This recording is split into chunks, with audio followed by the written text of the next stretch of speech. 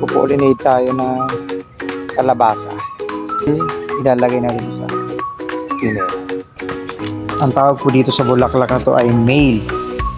At yung isa naman na may bulaklak na may laman, yun ang female. Kapag ipapollinate natin siya, yan, pag didikitin mo lang, ang purpose niya na ay para tumiba yung bunga at magtuloy, magkakameron siya ng complete nutrients.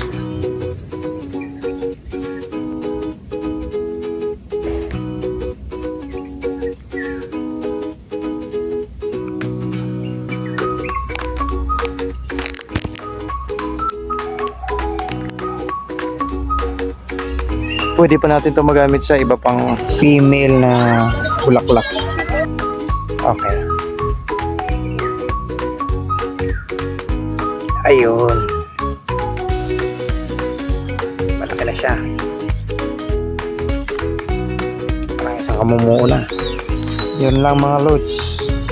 Maraming salamat ulit sa inyong panonood.